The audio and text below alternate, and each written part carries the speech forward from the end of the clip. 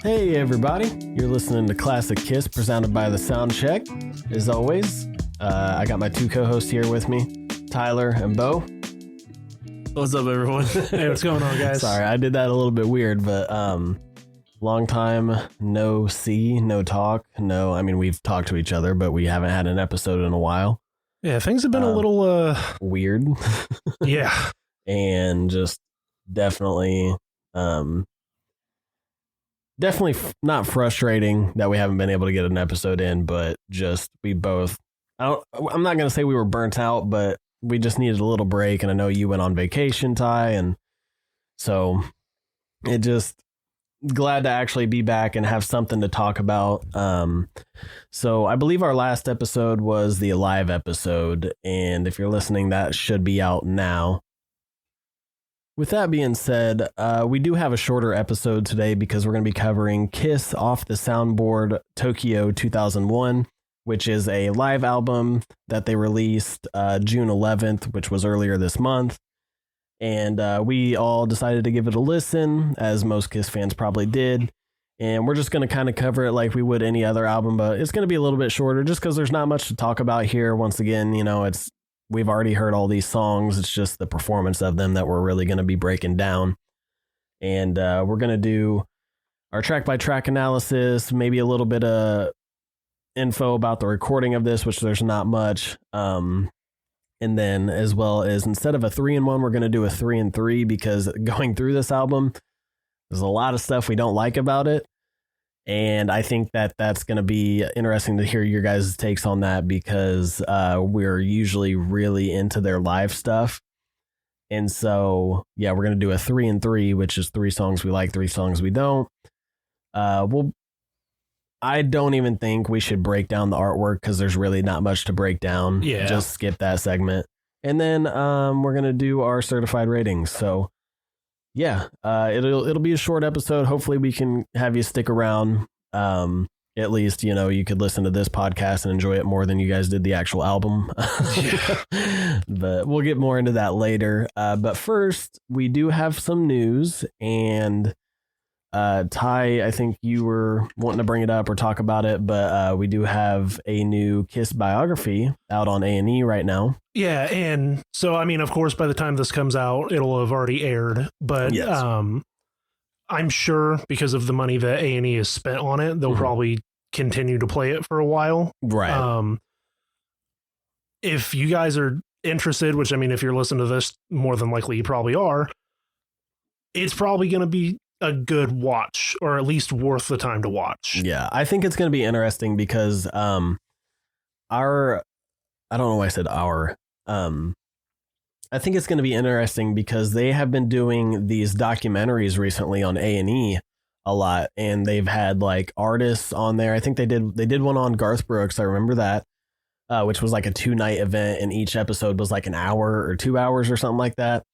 They've done a bunch of stuff on like WWE wrestlers recently. They did a couple more artists. I want to say they threw in a like a Dolly Parton one or something like that. I know they also did Ozzy Osbourne too. Yeah, Ozzy Osbourne, because that ran after the first episode of the Kiss biography last night. Awesome. So they're definitely going through a lot of documentaries. And if this Kiss one is anything like the Garth Brooks one, because that's a really awesome documentary, I'm really excited to see some really good professional footage, like, you know, that's up to date, like professional footage and just that style of documentary, you know? Yeah. And because I will say, we're recording this on an awkward day for us because normally we would do Sunday. So the first episode aired last night. Right. I did watch it and it was actually pretty good. I was happy with it. They presented it in a way that even if you know some of the information, which of course at this point the three of us do because we've had to research a lot of it for doing the show, it's still not boring. They present it in a way that's actually still fun. Yeah. Cool. They did do a couple things that I liked in there where, of course, because Ace and Peter aren't in it directly, which is sad in my opinion. It is, but according to what I've heard from Ace, it's because A&E didn't want to pay him and Peter what they wanted to be in the episode. Yeah, I did hear that as well. Yeah. I think it was on Eddie Trunk's podcast or some clip on the internet or on YouTube that I saw where he was like, pay me some fucking money and I will, you know? Yeah. I know you guys are going to make a lot of money off this documentary. Yeah. And they, at the beginning of it, when it comes to the time when Ace and Peter would be being introduced in the real life story of things, they just have a disclaimer come up on the screen that says Ace Frehley and Peter Criss were not involved in the making of this because like they don't believe in the views stated in this documentary, which of course is now not true. I mean, yeah, that kind of irritates me. But I will say they did a very good job of keeping it pretty middle. It doesn't ever feel like a hit piece because, like, I mean, of course, we've talked about it before. Paul's book almost feels like a hit piece. Yeah. This really doesn't, because even when they get to the point where either of them mention, man, their substance abuse issues got real fucking bad. Yeah. They even go out of their way to highlight that Gene and Paul also had problems. And it wasn't just them trying to throw Ace and Peter under the bus. Well, that's good. Yeah. And which I do like. Gene mentioned, of course, he says, I had my own problems, but where theirs were chemical, so you could see them, mine weren't, so you couldn't. And so he mentions, you know, I had ego and fame and sex, and, you know, those were my problems that you just don't see because. Oh, yeah. I mean, sex addiction is just as real as any drug addiction, you know? And it hits that same fucking chemical in your brain, you know? Yeah. And Paul mentioned in there, of course, during the same segment that his problem was more depression. Really? Yeah, and because it's something he mentions in his book where they would come home from tours after they got big enough to actually be able to go all over the place, and he'd sit there counting down the days until they'd leave again because he didn't have any friends. Yeah. And so he's like, you know, the only people that I can interact with constantly are the people that I'm basically stuck with. Yeah. So I did like that. They also...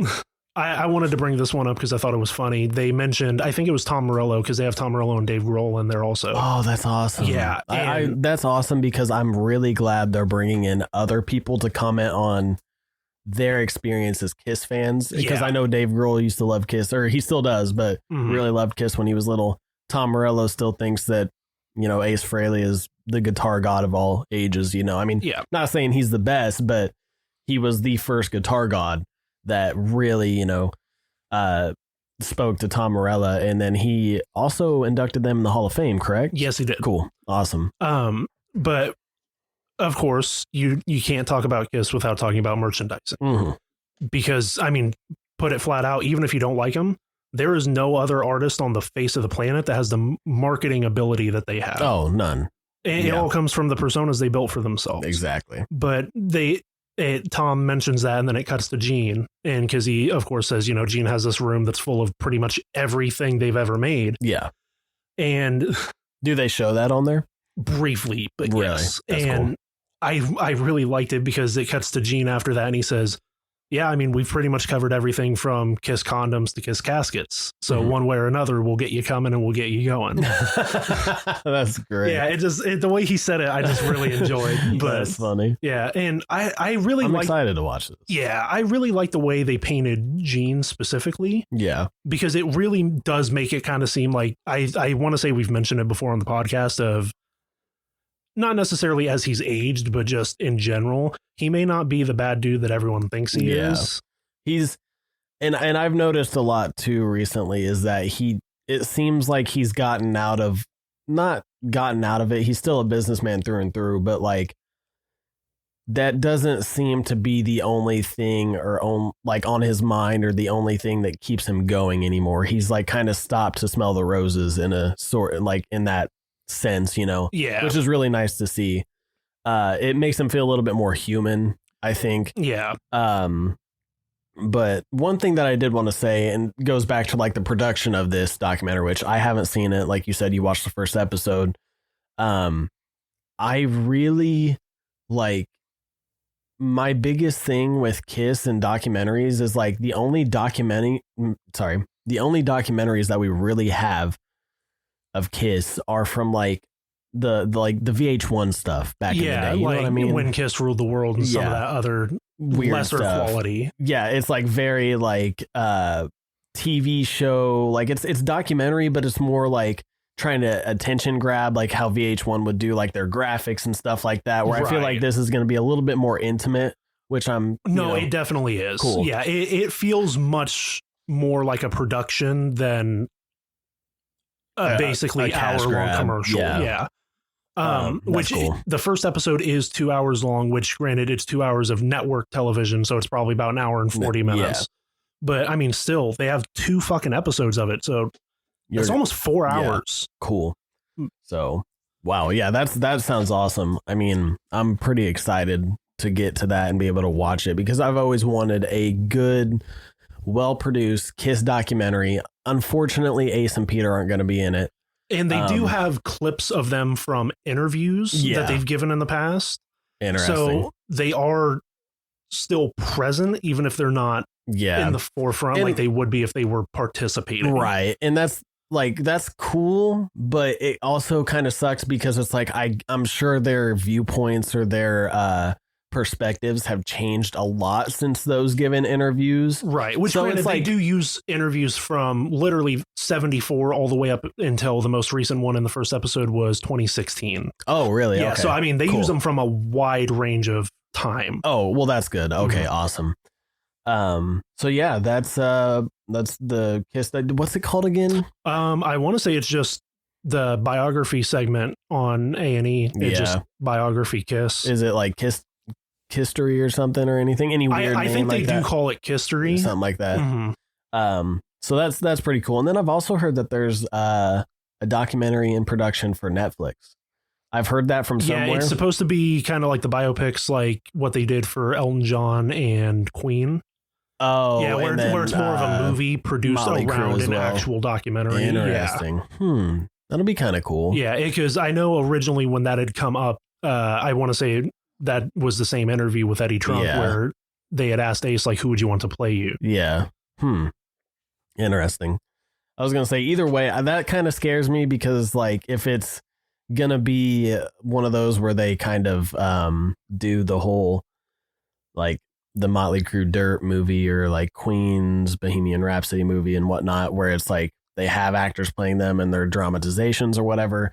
I feel like stuff's probably going to get a little, I feel like some people are going to get portrayed in a tougher light than some others. And I'm not saying it's going to be Gene and Paul against, Ace and Peter. I about said Eric because we're covering Tokyo, but right. But historically, that is how it's been. It's how it's been, but I don't want it to like, people have issues with drugs and people who have issues with drugs are oftentimes dicks, but I don't want it to be like what we were afraid this might be the A&E one of like, oh, we're going to paint them in the bad light and make it all their fault type thing. Because I feel like when you dramatize something that involves drugs, the person who's the drug addict always is the asshole, which don't get me wrong, is the case a lot of the time. But like you said, Gene and Paul have their issues as well. So I wonder if it is gonna if it's gonna focus on that as well, kind of like how you said with the A&E special where they talk about, I was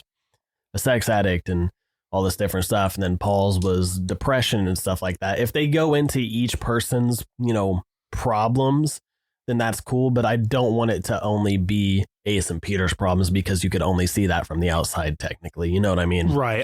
I almost now definitely think they will, just because it's such a heavy part of the narrative they're trying to spend now that more than likely it probably would. Right. But it still couldn't. And I agree. I'm kind of worried about that.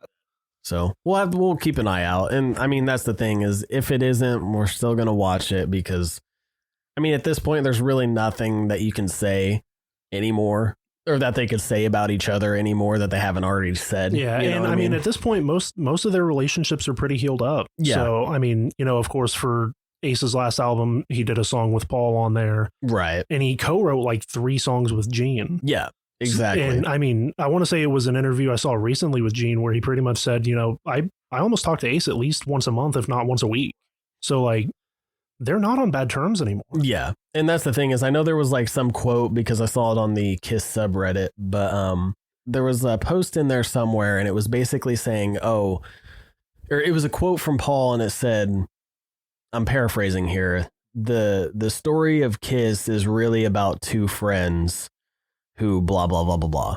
And obviously the two friends are Paul and Gene. And a bunch of people in the comments got really shitty. And they're like, oh, here we go. They're trying to make it all about them, not Ace and Peter. And this is my thing. Was Paul meaning maybe a little bit more?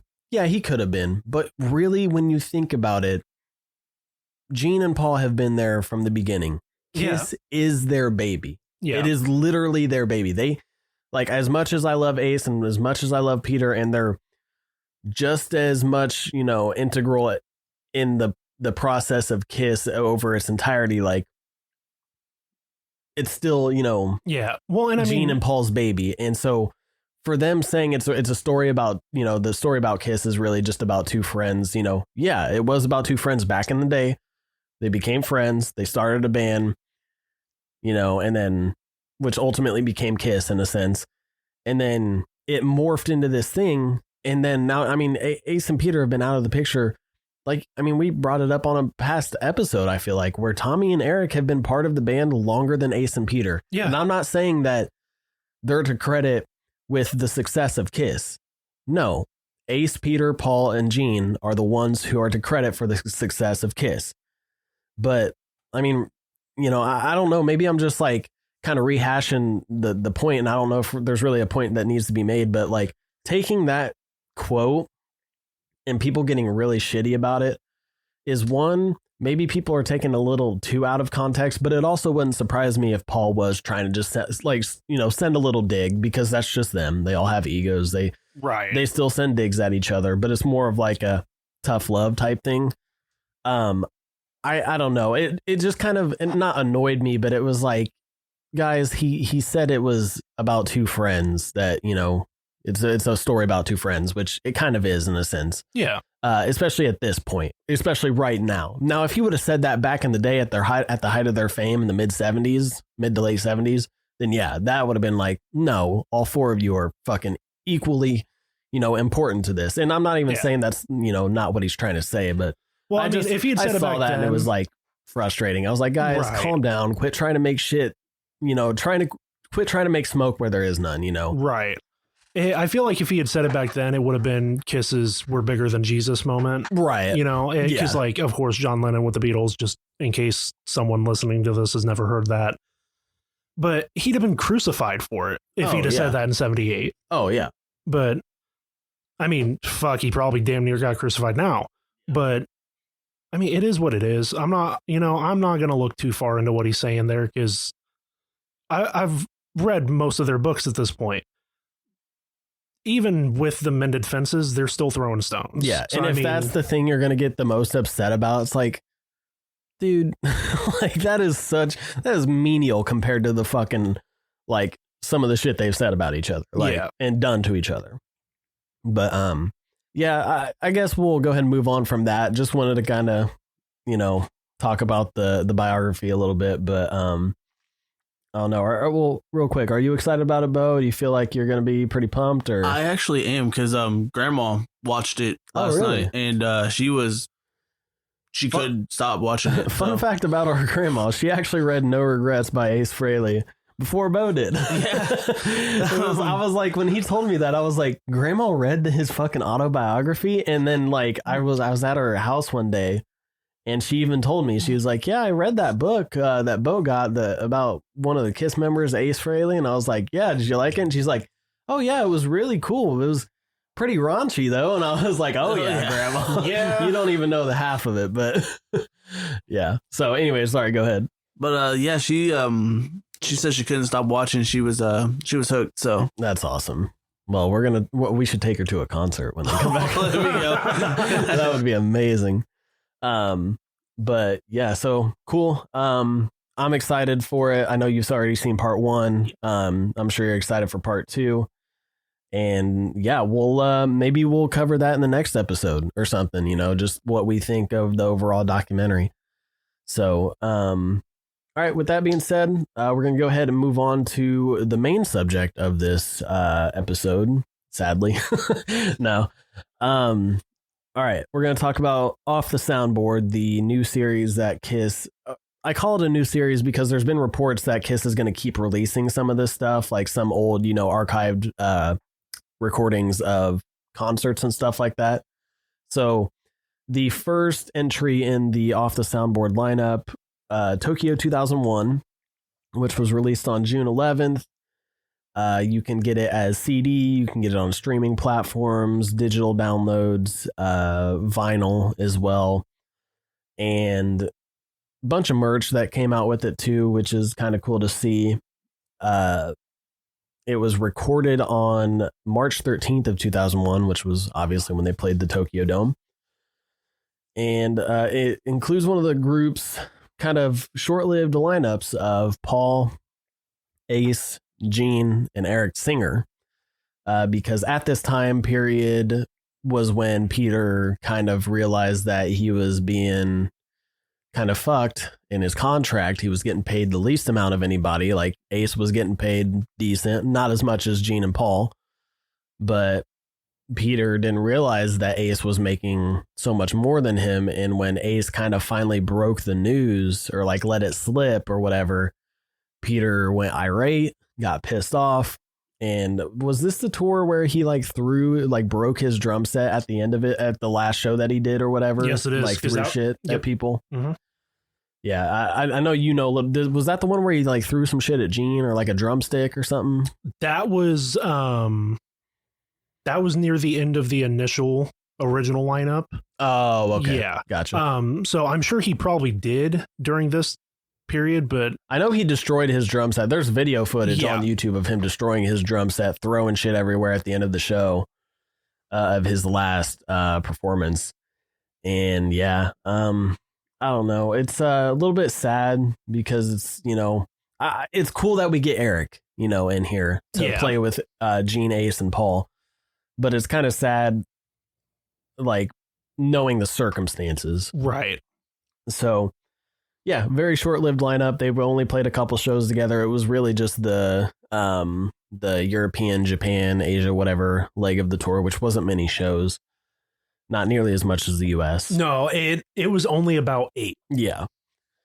And so, yeah, we get a kind of cool lineup, but I got to be honest with you, I'm not that big of a fan of this this little album. I mean, it's a live recording straight off the soundboard, which is cool that it stays true to the name, that they literally took this straight from their archived soundboard recording and just put it up, Yeah. Obviously, probably remastered it to get it to proper maximum loudness levels, but it doesn't sound like they remixed it at all, which is one of the main gripes I have with this album.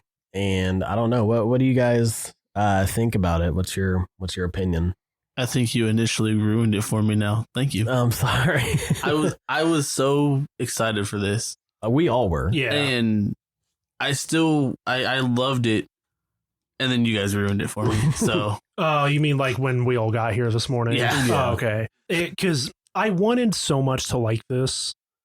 And especially they were honest from the get-go of this isn't going to be touched up. Yeah. This is what it was. Right. No overdubs at all on this, which is cool. Yeah. I appreciate the fact that they did that. It's almost like being 5 years old, though, and being told there's no Santa Claus. Right. Sorry if you're 5, but some 6-year-old listener is just going to drop his phone and be like, what the fuck? Yeah. And so, I mean, like, that's how this feels to me.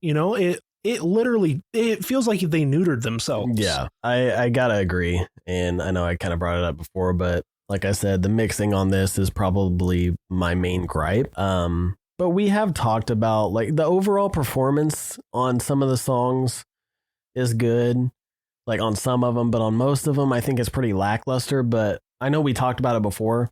They were on the last leg of their tour, of technically their farewell tour. Right. So they're going to be tired. They played a fuck ton of shows in front of millions of people. It was like one of the highest selling tours of all time. And I want to say, maybe I'm talking out of my ass, but it would make sense. No, I'm pretty sure you're right. At least at that period, And I mean, they obviously fly over into a foreign country after working their fucking ass off in the States for so long. I'm sure they're going to be tired. Paul's voice is a little strained on this. Even Gene's at some points is a little bit strained on it. Yeah. Ace just kind of sounds like when he's singing, he doesn't really care. He's probably drunk, not going to lie. Or at this point, at the end of the tour, that's probably what's keeping him hanging on. Yeah. And Eric just isn't the best singer, but his playing is pretty solid in this. There's a couple weird things that he does, which we'll get to in the track by track breakdown. But yeah, I don't really know what else to say about this other than, it's Paul, Gene, Ace, and Eric. And I know we were all really pumped because we wanted to hear that lineup because we really love Ace and we also like Eric. No offense to Tommy and no offense to, Bruce or Eric Carr or anybody. But it's cool to get a different lineup that we haven't gotten before. Right. And I feel like that's why all of our expectations were a little bit higher for this album because we're like, you got Eric Singer, who is, a younger cat, that's coming in to fill in for the older cat, Peter Criss. And sorry, I'm done saying that. And so maybe he brings in a little bit more energy, you know what I mean? Right. And which he definitely does with his drumming. Right. But especially he didn't just do the full tour. He's coming in at the end of it. So, right. He's probably going to feel fresher than the rest of them. Yeah. And his drumming is pretty solid throughout and it feels like it has energy, but everybody else you can tell is just like kind of going through the motions, in my opinion, which is sad, but I can't knock them too much. I'm sure they were tired as fuck. Right. They're how old are they now? They're almost hitting 70, right? Now. They're in their 70s. They're in their, I think Gene is like 74. So like they're old, man. They're old right now. They were in their 50s during this tour because it's 20 years ago this year. Yeah. Man, and like they're older. I don't blame them, but yeah. With that being said, do you guys have anything else you want to add? If you guys know any information on this, or we kind of covered it. Really, there's not much information other than the whole Peter incident. Right. Pretty much all. Really, the only thing I have left to say besides the breakdown and everything, it just. Going into it, I wanted more of these. Yeah. Sitting here now, I'm mixed. Like, I want more because I want more stuff from them. It's almost a meme. Shut up and take my money. Yeah. But like, I don't think I can say it any better than how I already did. It feels like being 5 years old and being told there's no Santa Claus. Right. I'm wanting more of these because I'm hoping there's a concert out there with Eric Carr on it. Oh, I'm sure there is. Yeah, there almost has to be. A lot of bands will record, even if it doesn't make it to an album, they'll record their soundboard stuff just to have an archive of it. So I'm sure there is, but who knows if it's going to get released, Right. So I agree with you. I'd love to hear something from Eric Carr because the only thing that I can find on YouTube with Eric Carr live, at least in makeup, is their Unmasked tour. But that was I think it was their Unmasked tour because they were still in the Dynasty costumes. Or like some form of them. And it was in like Sydney, Australia. And it's just not great quality because it's on YouTube. It was ripped from like a CD or whatever. And then I want to say there's definitely 80s stuff without the makeup that he's on that you can find on YouTube. But it would be nice to grab, like an official copy or something of them during that time period because Paul's vocals during the 80s are pretty solid.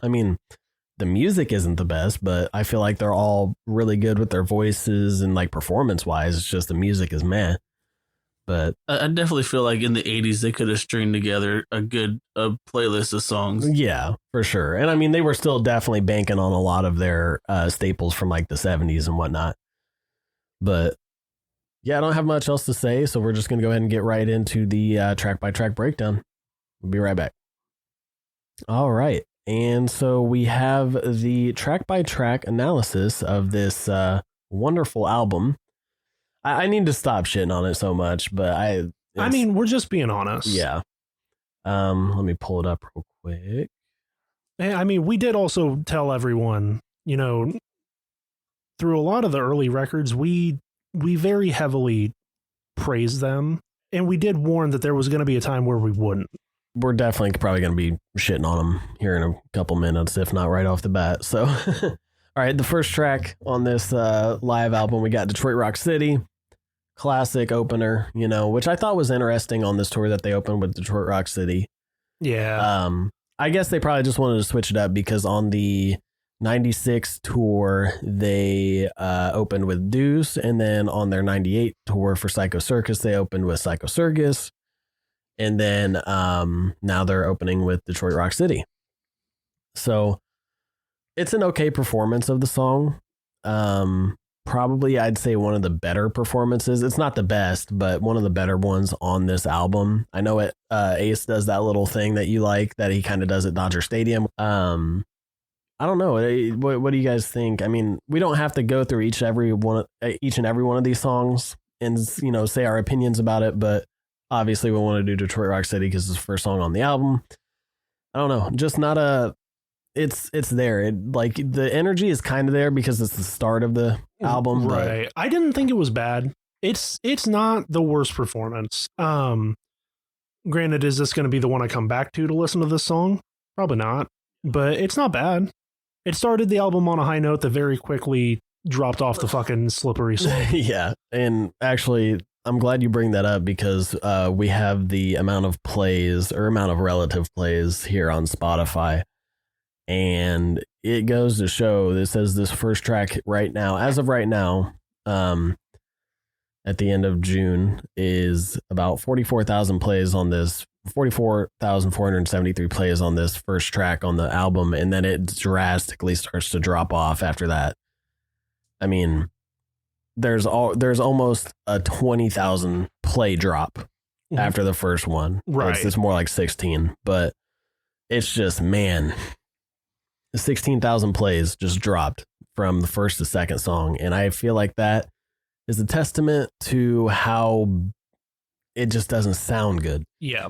Whether it's sonically, the mixing, you cannot hear the fucking kick drum at all unless it's playing by itself with nothing else playing, you know what I mean?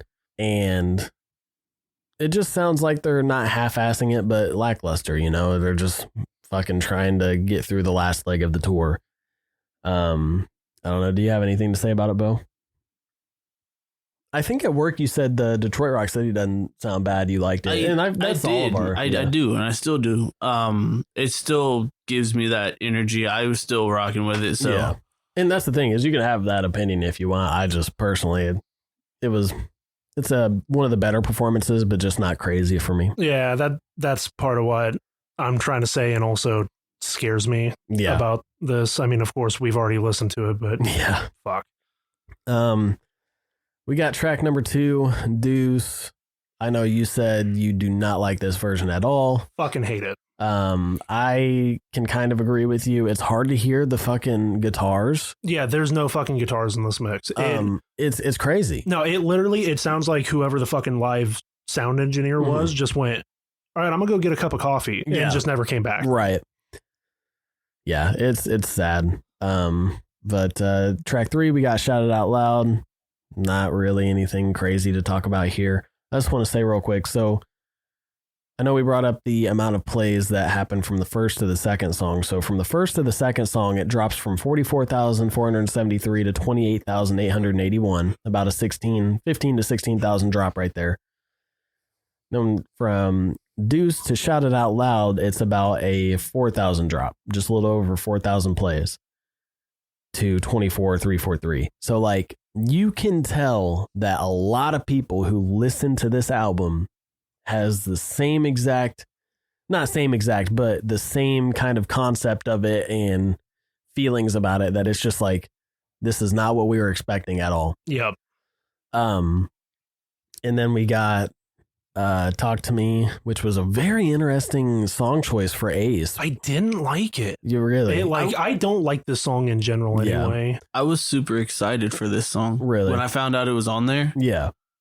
Because I don't mind it either, which we haven't covered Unmasked yet. But granted, I will also say I was excited too, but it's because it's a song they don't pick. Yeah. You know what I mean? So like, it was more of, something new to hear from them. I mean, I could still enjoy it because I mean, this is the only live version I've ever heard of this song. Right. I was going to say, I don't even think obviously it's not on the Live 3. Yeah. It's still rough, really rough, but yeah, I think part of that, I was like Ace and Cold Gin there for a sec. I think pulling up to the mic a little bit late. Yeah, I think part of Talk to Me sounding not great on here is just Ace's vocal performance is very phoned in. Yeah. Like the whole album, not just the song. Right. So it hampers it. Definitely. It sounds like, once again, they're kind of going through the motions. Next track number 5, I Love It Loud.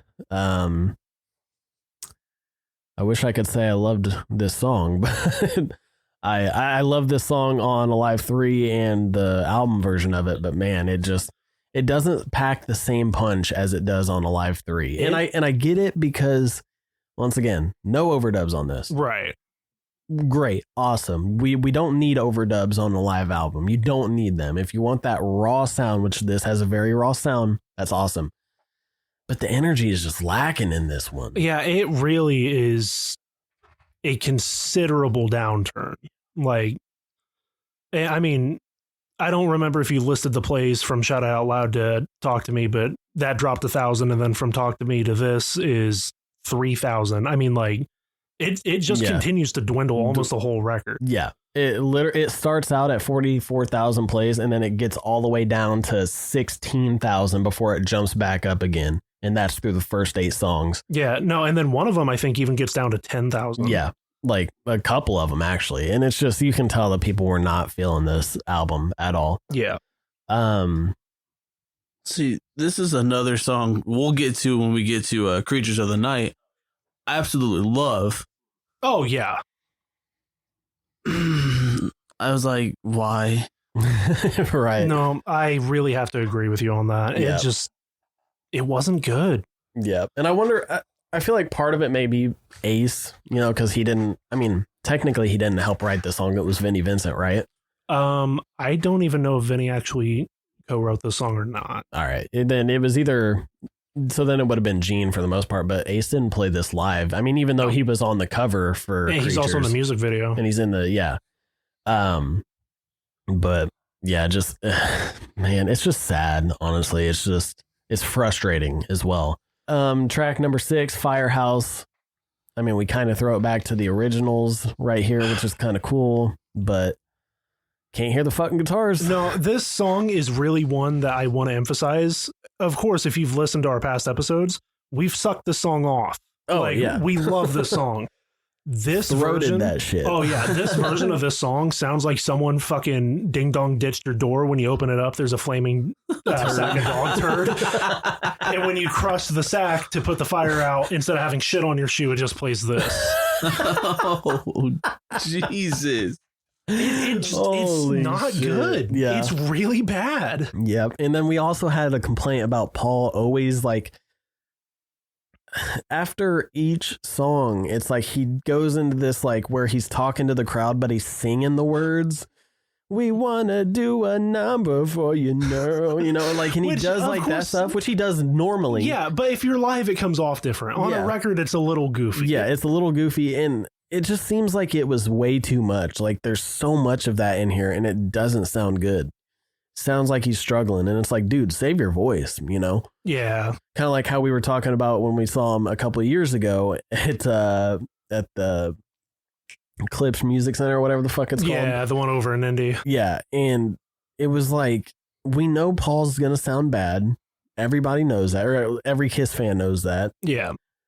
Dude, like, he was trying to do like ad libs and like this little acapella stuff after every song, and it just sounded like it was blowing his voice out even more. And I'm like, dude, just talk to us. Yeah. You don't have to go on these super like, I'm gonna talk to the crowd, but instead of just talking, I'm gonna sing the words and go up and down my vocal range that's clearly not there anymore. Yeah.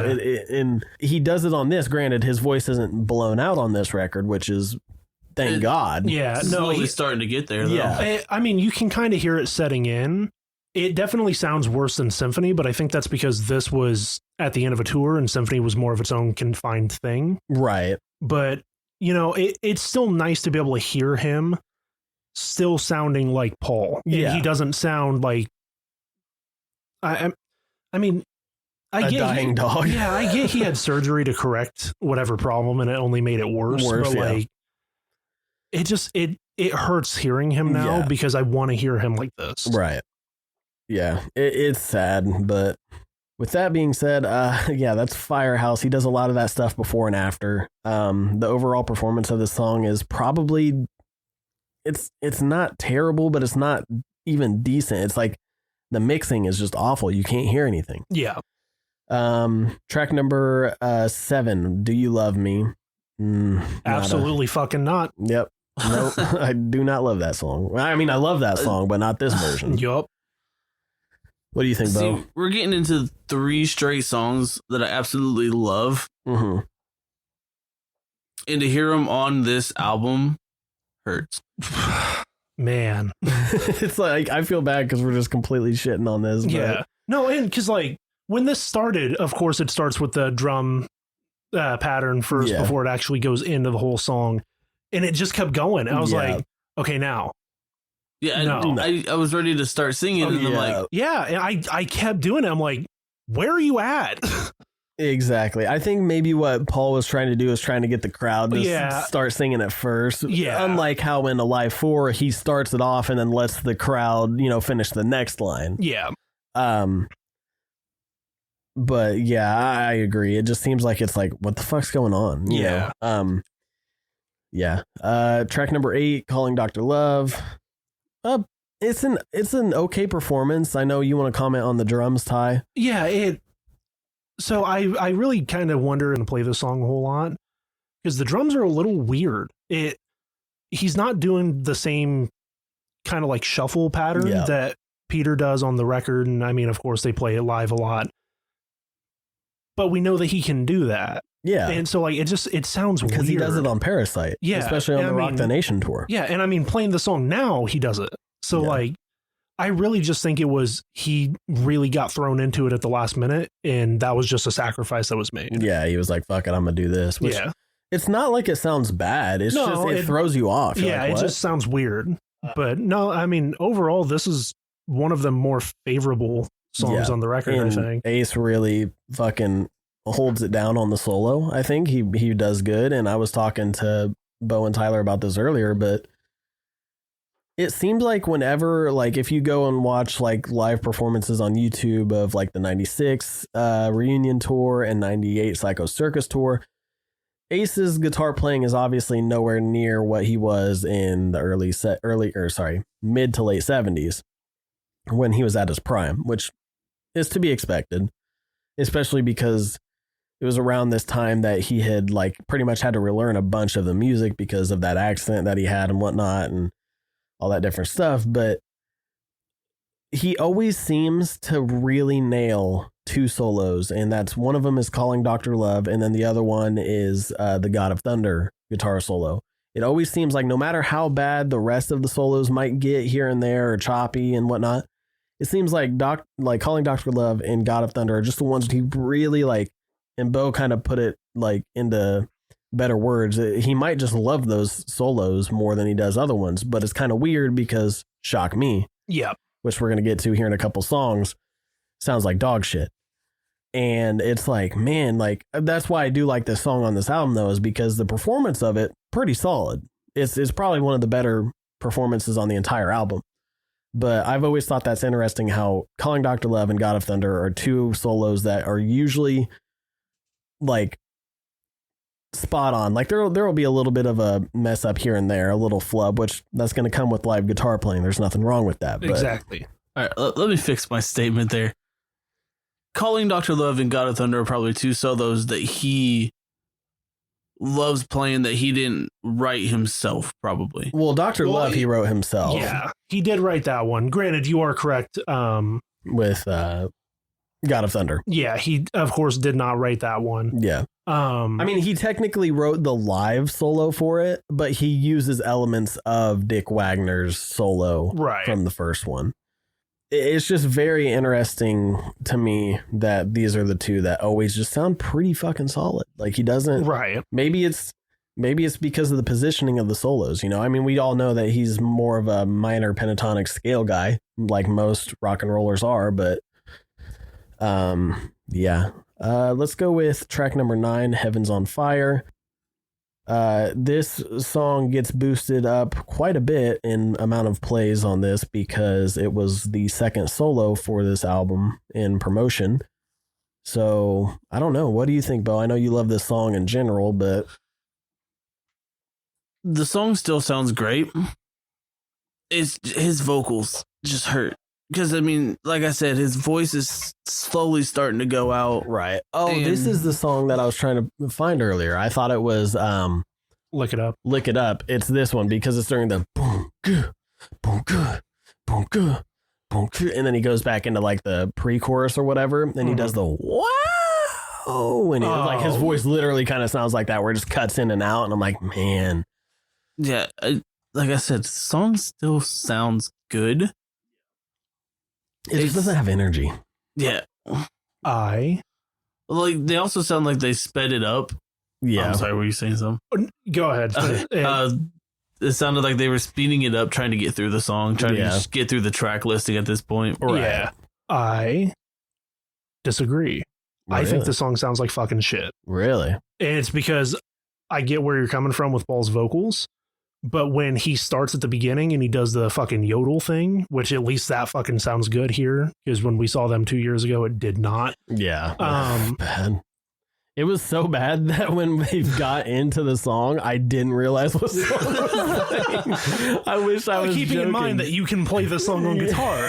Literally, dude. I was like, because it started going into it, and I was like, I remember standing behind you and Ben, and I was like, what fucking song is this? And you turn around and you're like, Heaven's on Fire. And I was like, I'm a dumbass. It just, to me, when he comes in with that at the beginning, it sets like the pitch for it. And the whole instrumentation to it, and especially the backing vocals, because I think it sounds funny as fuck. It sounds like the fucking parents from Charlie Brown to me. Because it literally, he comes in with that high pitch yodel, and then it just comes in, it's and it sounds like they just have no life in it. Yeah, as opposed to the Live 3, which obviously is probably overdubbed, and the explosions are very well mixed and stuff. There's no pyro during these songs. I which I noticed that too. I was thinking about it. I'm like, that's part of why it doesn't sound right. Yeah, and it just like there's no pyro on that initial. It just sounds like he said. Yeah. And so, like, I mean, of course, I love this song too. I just don't like this version of it. So, like, I don't want to seem like I'm trying to attack you for that. Yeah. I'm not. I just don't think it's that good. Right.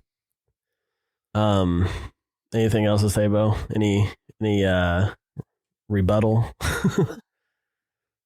We're just gonna agree to disagree on this one. I was gonna say, if you want to try to win me over, like, I'll go with it. This is what I like to hear, because usually we're always like, oh yeah, I agree with you. Yeah, because I mean, nice to hear some disagreement. Yeah, because I mean, if we were going through Animalize, I'm right with you there. This song's easily probably making at least my top one. Oh yeah, but like, I just don't like this version of it. It just if we're going on Animalize, this is top 2 for me. But that's what I'm saying. It's making my top 1. And like, I don't like most of that album. Yeah. All right. So I mean, I'm talking about top 2 all time. Oh shit! Wow. Nice. So yeah, that's Heaven's on Fire. Let's go to Let Me Go Rock and Roll, which is very interesting because this is the most played song on this album other than I Was Made for Loving You. So it even beats out Heaven's on Fire. Let Me Go Rock and Roll has 109,000 plays. I Was Made for Loving You has 153,000, give or take. And yeah, like, wow. I mean, it just blows my mind that a lot of people tuned in just to listen to this song. Yeah. And I mean, this is one of my favorite Kiss songs. And so I get it, but it's just still kind of interesting. Right. This performance is okay, but one of my biggest problems is you can't hear Ace's solos as well. They're just like not mixed loudly, and it kind of irritates me. Yeah, and at this point, it's becoming very frustrating to listen to it because it's like, okay, we get it's live, but turn the fucking guitars up. Like, it's rock and roll. Yeah. Guitar is the main instrument in rock and roll. Drums are too, but like the actual instrument, like, people love hearing hard rock guitars. fucking turn them up. I don't know.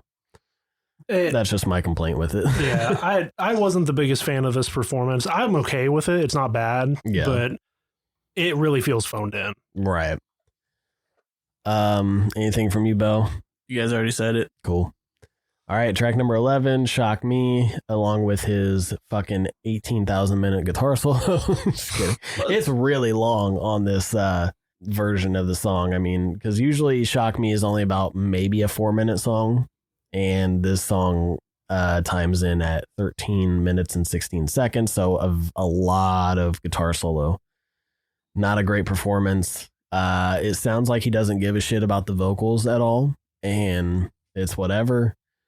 Guitar solo in the actual song, just Tyler's banging his head off the mic right now. But yeah, do you guys have anything to say? Sorry, I'm just trying to blow through these real quick. No, you're good.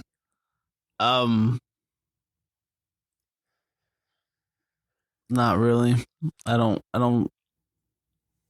like I said, this album just hurts. Yep. I fucking hated it. And I'm going to be honest, I hated it so much, I didn't even listen to the fucking actual like guitar solo at the end of it. Yeah. I just cut it. Yeah. Because I love this fucking song. Yeah. And holy fucking shit, this is terrible. Yeah. It is very depressing. All right. Track number 12, Psycho Circus. A decent performance on this song. It's not bad. It's one of the better ones, once again. I feel like we're getting back into the section where the album picks up for a minute. Yeah. But it's not my favorite performance.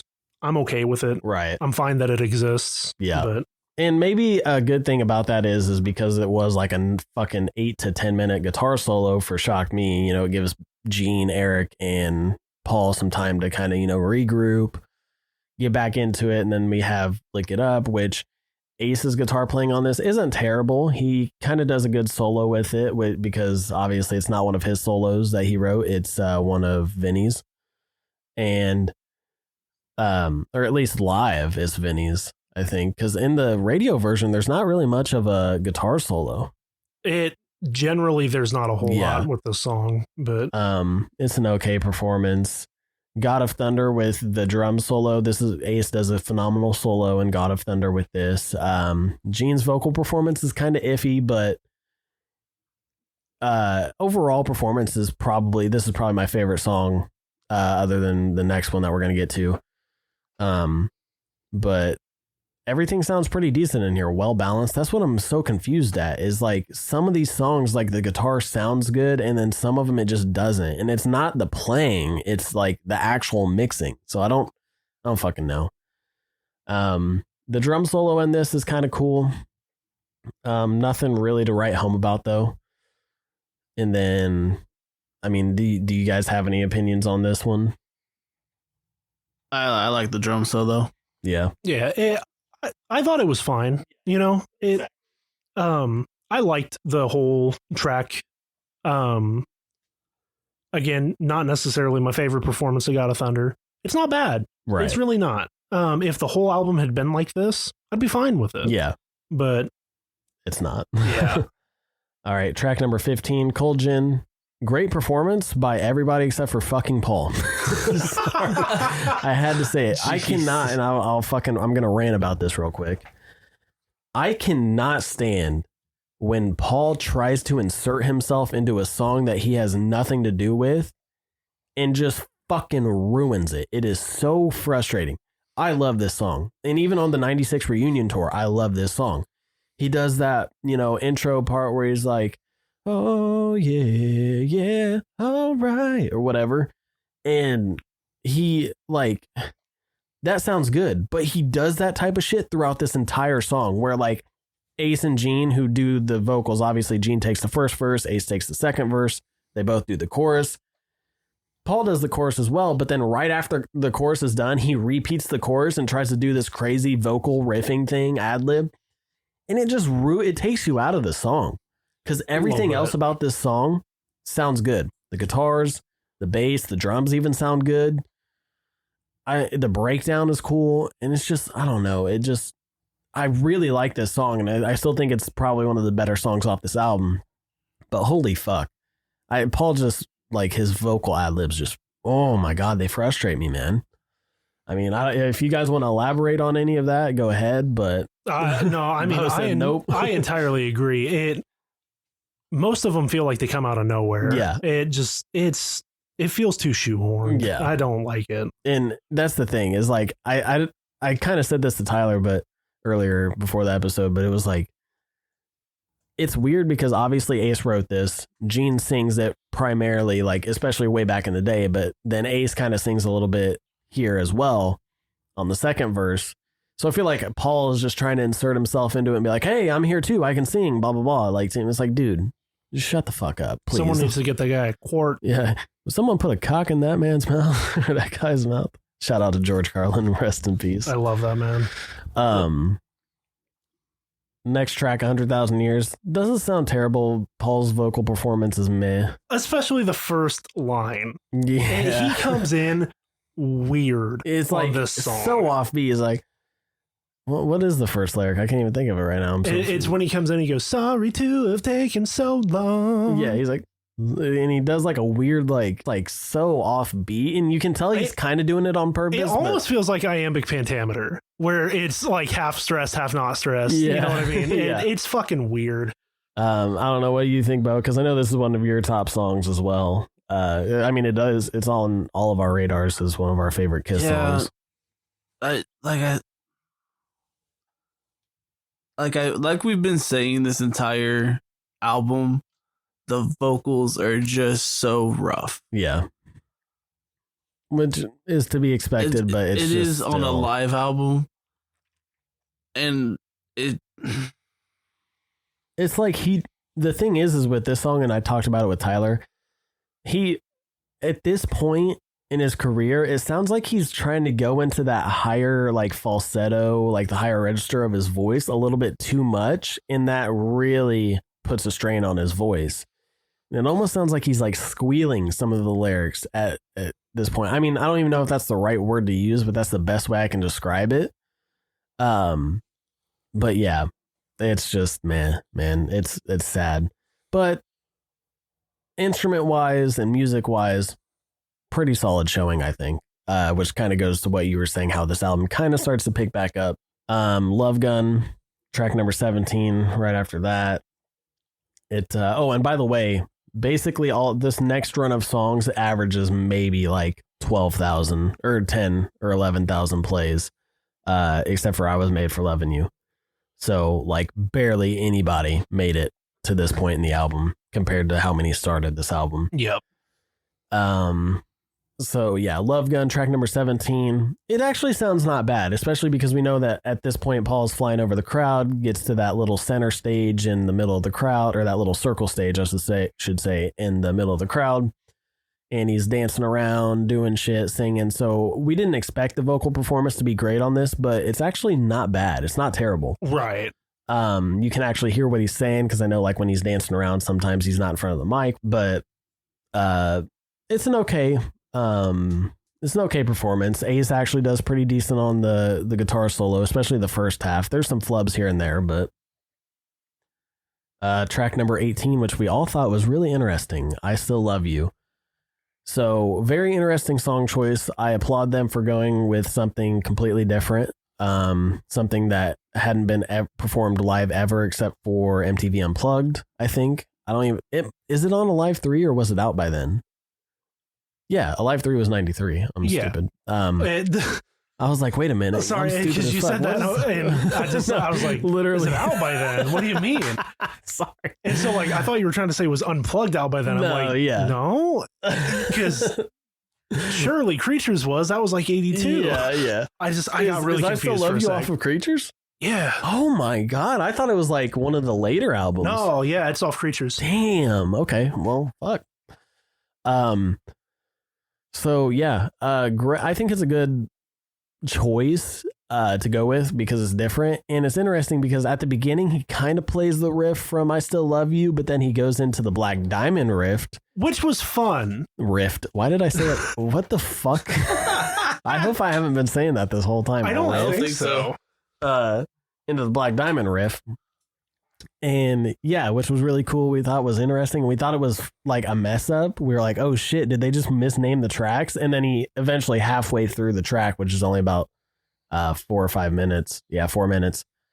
He actually starts playing I Still Love You. And it's cool because it's just him and guitar. The rest of the band doesn't come in until Black Diamond.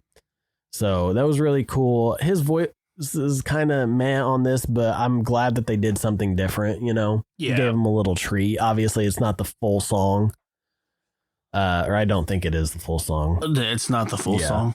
I do love, though, he doesn't try and go too high on his voice. Right. Yeah.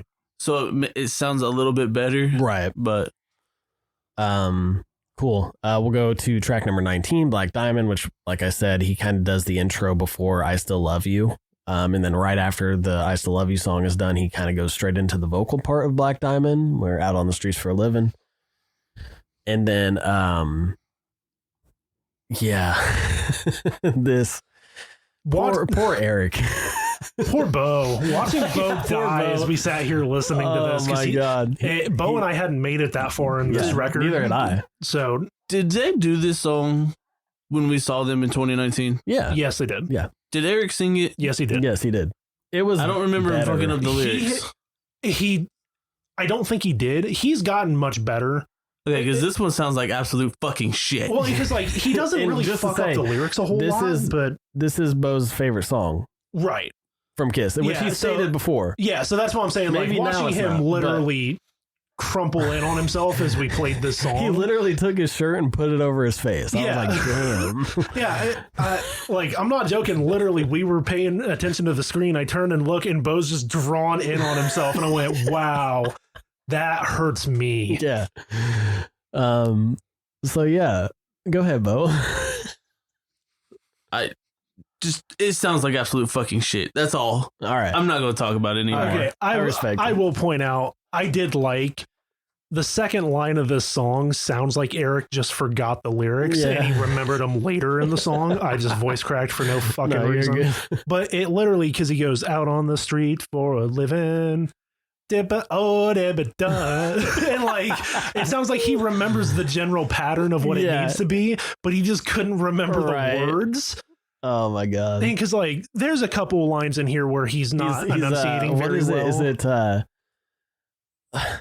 the shit that like Steven Tyler does in Aerosmith, where he's like, we got Oh, like scat? yeah, scat. Yeah. That's what it like reminds me of.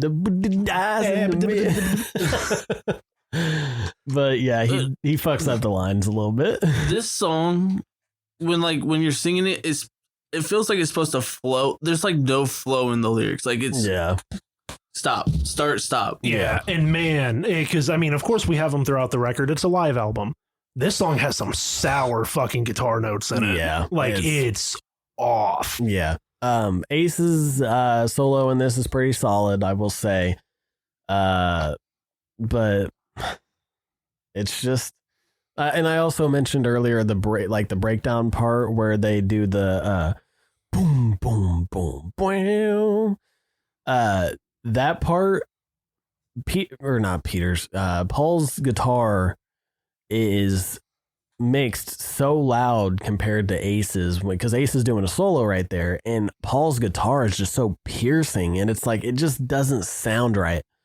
There's just a lot of high end on that guitar and it kind of overtakes the solo, and like I said, that's all down on the mixing, and I wish, like, I get not doing overdubs, that's completely fine, but at least give it a better mix before you just take it and put it straight on, like, you know, Spotify or like release it, you know. I just wish that it was mixed better because it would probably make it a lot more listenable. Yeah. That's really all I have to say about it, though. All right, track number 20, I Was Made for Loving You, which was the first single that was released as promotion for this, and it has, like we said, 150,000 streams or plays, whatever you want to call them, and which is the most on the entire album, which is understandable because it's their most commercially successful song, I should say, other than Beth, but Peter's not there to sing Beth. And Yeah, I mean, it's not a good performance at all. When this came out, it made me excited for this record. Really? Listening to it again today, I don't know why they fucking picked this as the single. Yeah. Like, it doesn't sound good. No. I don't remember it being this bad 2 months ago. Yeah. It just sounds like it's the end of the concert and it sounds like everybody wants to fucking go home. Yeah. Right? They're like, all right, fuck this shit. We'll get through this song. And I know Ace hates playing this song live, so that doesn't surprise me. Yeah. His solo, the solo in this, when he solos, it sounds like he just like forgets how the solo goes. And that's the thing, is I'm not saying he has to play it note for note, but like the first like and then after that it's just what the fuck is going on. You know, it's like he completely just was like, I'm gonna just do this. Anything you got to say about it, Beau? There's not much more to say. Yeah. And then track number 21, Rock and Roll Night, which is one of the better sounding songs on this. I like the crowd interaction that they do with it. What blows my fucking mind is that this song has less plays than, let's see here. Everything except for like 3 songs. So it has less plays than Cold Gin, God of Thunder, literally everything else. Look it up. Let's see. Yeah, it only beats Talk to Me has more plays than Rock and Roll All Night. Talk to Me has more than double.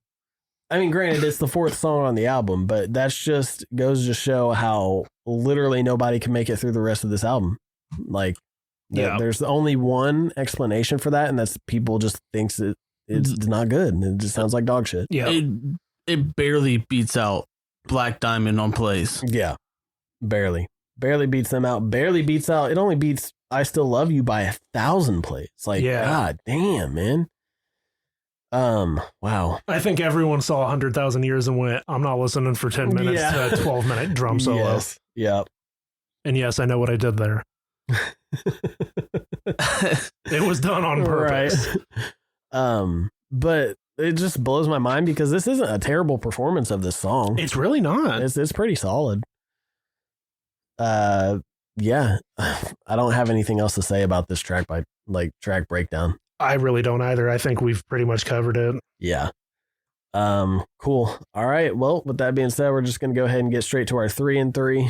Go ahead, Ty. Your first 3 that you like the most. Oh, man. You know, I'm going to jump around and pick some weird ones for this. Uh-huh. And by weird ones, I mean probably weird one. I'm going to go with Detroit Rock City to start with. Number 1? I think so, wow. Yeah. Then I'll probably do God of Thunder. And my weird one's going to be I Still Love You. Just because I enjoy seeing that. Yeah. Because it's not a usual song. Right. And I mean, it wasn't bad. It's just Paul. But it's not bad. Cool. So. What about you, Beau? Top 3? God of Thunder with the drum solo. Detroit Rock City. And then I would have said Black Diamond because, I mean, I love that song. Yeah. After listening to this, I'm going to say I Still Love You. All right, fair.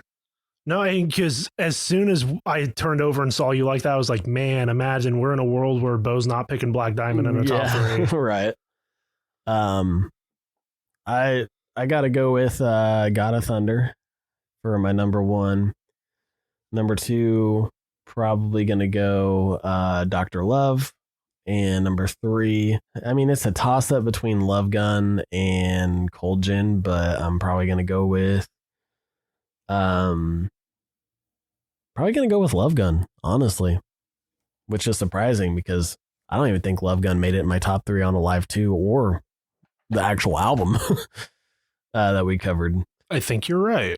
So cool. Yeah, that's my top 3. What are your top 3 dislikes?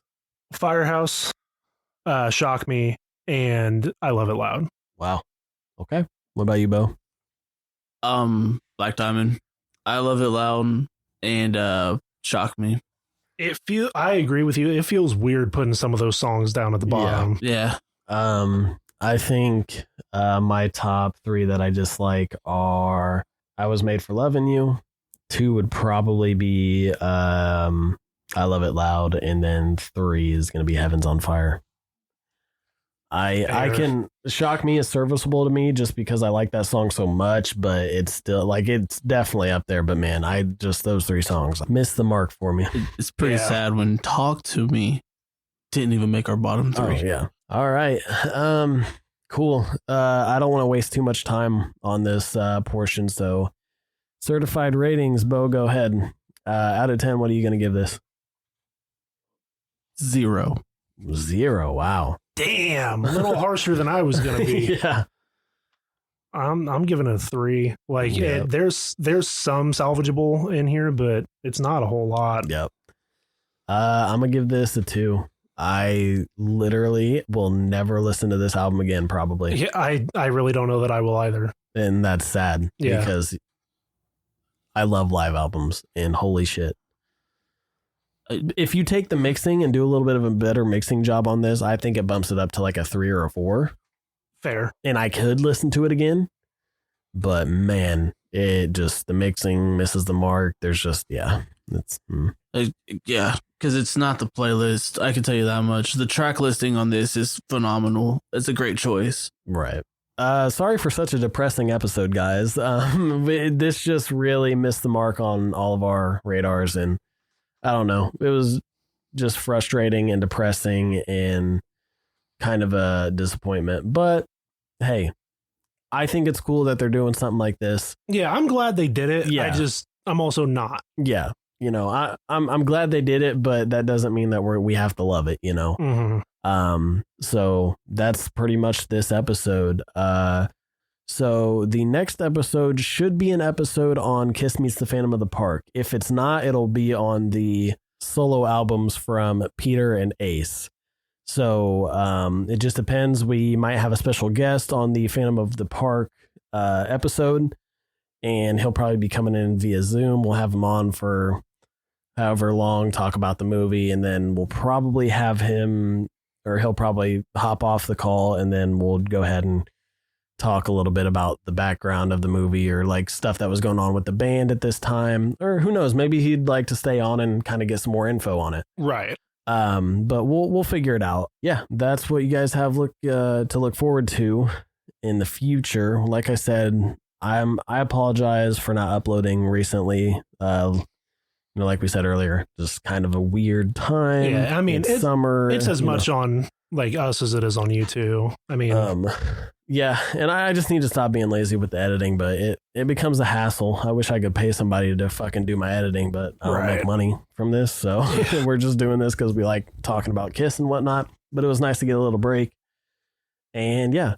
So we appreciate you guys for listening. If you haven't listened to all the other previous episodes, go ahead and do that. Yeah, as always, thank you guys for listening. It's really awesome for those of you that do. As always, my name is Garrett, and for Ty and for Beau, we will catch you next time. See ya.